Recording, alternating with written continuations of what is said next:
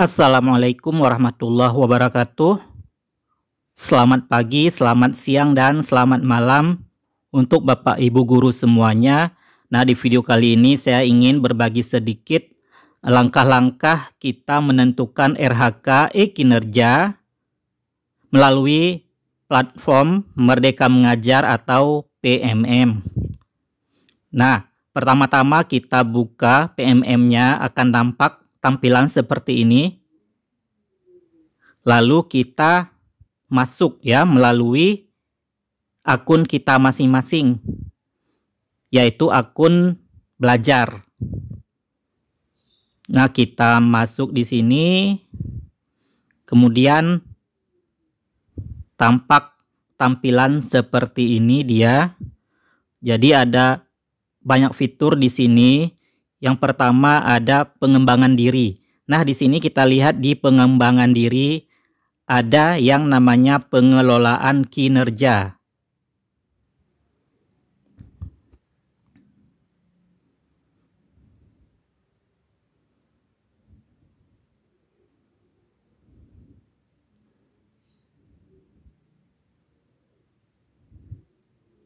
Kita klik di sini di pengelolaan kinerja. Akan muncul laman seperti ini, yaitu isi perencanaan kinerja. Nah, karena saya di sini sudah pernah membuka laman ini dan menentukan RHK, maka di sini nampak ada tulisannya itu lanjut rencanakan kinerja. Nah, bagi Bapak Ibu guru yang belum pernah buka ataupun belum pernah mengeditnya, di sini akan tampil tulisannya itu mulai. Di mana di sini ketika kita memulai akan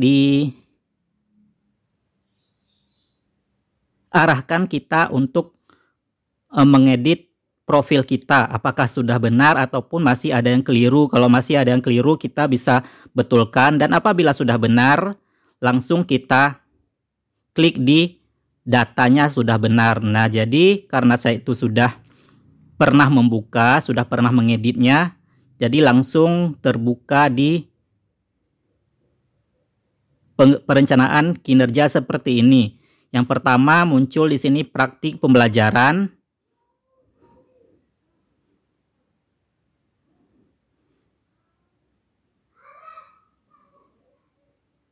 Kemudian kita pilih salah satu di sini. Nah, kebetulan saya pilih di sini ekspektasi pada peserta didik. Langsung kita buka ke pengembangan kompetensi. Nah, di sini ada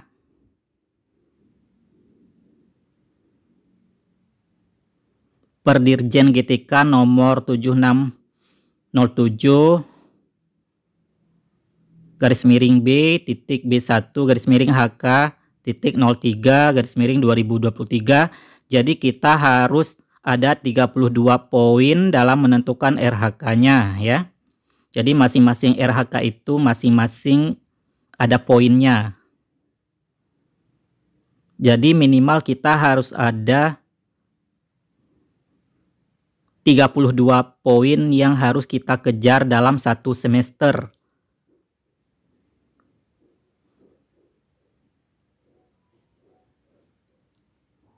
Jadi langsung saja kita ke bawah. Ini kebetulan saya sudah pernah menentukan, makanya muncul seperti ini RHK-nya. Nah, bagi kawan-kawan ataupun Bapak Ibu guru yang belum pernah, bisa Bapak Ibu guru tekan tambah. Nah, di sini RHK-nya banyak sekali. Poinnya itu macam-macam, yang paling sedikit itu 4 poin ya.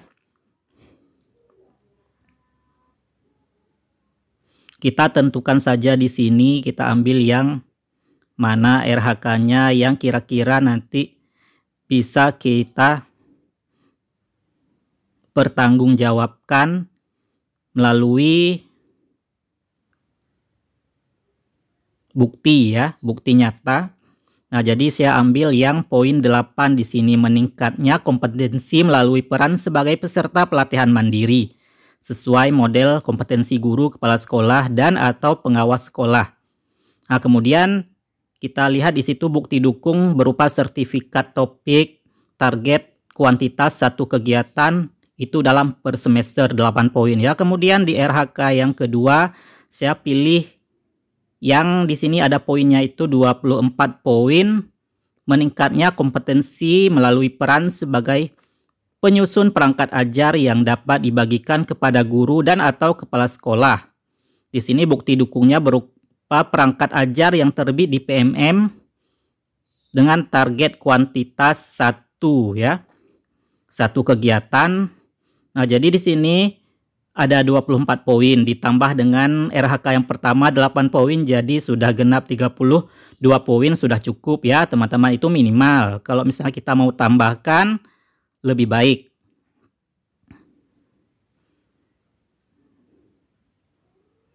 Kemudian kita langsung saja ke tugas tambahan. Kita klik tadi di tugas tambahan. Ini pun kita tentukan yang mana RHK kita untuk tugas tambahannya.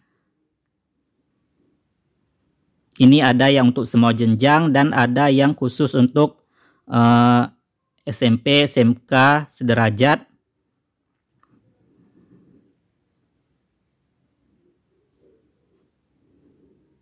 Maka tentukanlah salah satu di sini, kita ambil.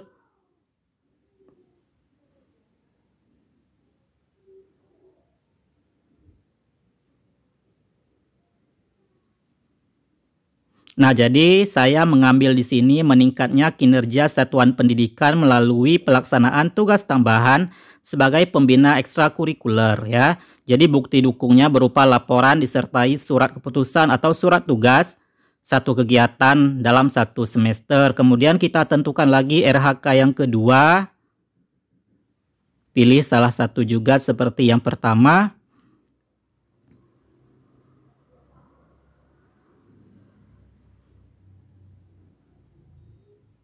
Bagi teman-teman yang ada tugas tambahannya itu sebagai bendahara BOS, bisa juga. Di sini juga ada. Kemudian sebagai operator dapodik juga ada sebagai tugas tambahan. Nah, saya di sini ambil tugas tambahannya meningkatnya kinerja satuan pendidikan melalui pelaksanaan tugas tambahan sebagai koordinator penilaian kinerja guru atau PKG berupa bukti dukungnya laporan disertai surat keputusan ataupun surat tugas satu kegiatan per semester.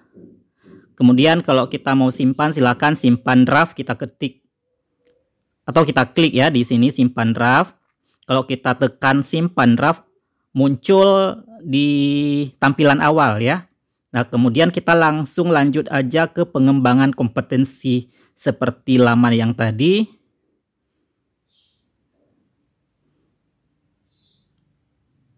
Langsung ke perilaku kerja ya. Nah, jadi perilaku kerja ini ada beberapa poin di sini. 7 ya kalau nggak salah, di sini ada 7 poin.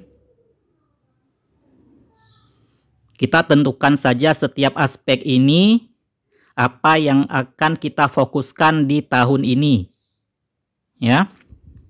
Misalnya di sini ada berorientasi pelayanan, kita ambil indikator perilakunya apa, kemudian pelaksanaan atau perwujudan perilakunya itu apa, kita tentukan saja apa yang akan kita fokuskan di tahun ini ya, Bapak Ibu Guru.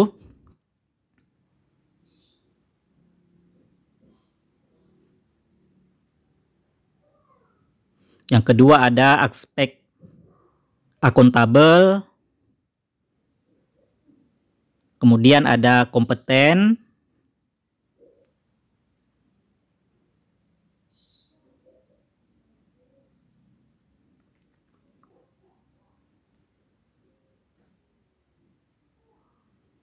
Kemudian ada aspek harmonis, loyal, kemudian adaptif, kolaboratif. Nah, jadi sampai kolaboratif ya. Jadi ada 7 aspek pada penilaian perilaku kerja ya.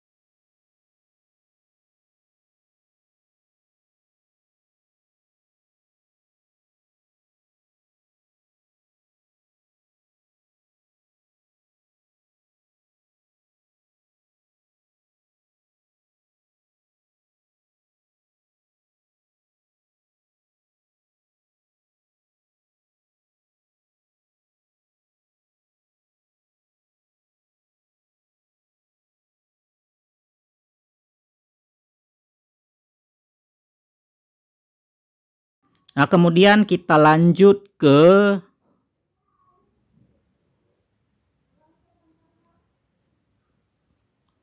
rangkuman. Kita lanjut ke rangkumannya. Nah, rangkuman ini berupa RHK, baik itu yang hasil kerja utama maupun hasil kerja tambahan yang sudah kita tentukan tadi. Berupa juga di sini perilaku kerja yang sudah kita tentukan ataupun yang akan kita fokuskan pada tahun ini ya. Nah, kalau misalnya menurut teman-teman ataupun Bapak Ibu guru ini sudah fix seperti ini yang akan kalian fokuskan, jadi ajukan saja, lanjut ajukan ya. Kalau misalnya masih mau diedit, ini tekan di simpan draft saja, jangan diajukan supaya kita masih bisa untuk mengeditnya ataupun memikir-mikir atau mempertimbangkan lagi apa yang akan kita tentukan di RHK-nya ya. Nah, jadi berhubung waktunya itu masih lama ya, batas pengajuannya itu sampai 31 Januari 2024. Jadi silakan Bapak Ibu guru mempertimbangkan apa saja RHK yang ingin ditentukan. Disesuaikan aja dengan kemampuan masing-masing. Nah, jadi itu saja sedikit pengetahuan saya tentang bagaimana menentukan langkah-langkah RHK di PMM dalam mengerjakan kinerja guru ya di sini. Nah, semoga apa yang sedikit saya sampaikan tadi itu bermanfaat untuk Bapak Ibu guru semua. Atas kekurangannya saya mohon maaf, dan atas perhatiannya saya ucapkan terima kasih. Assalamualaikum warahmatullahi wabarakatuh.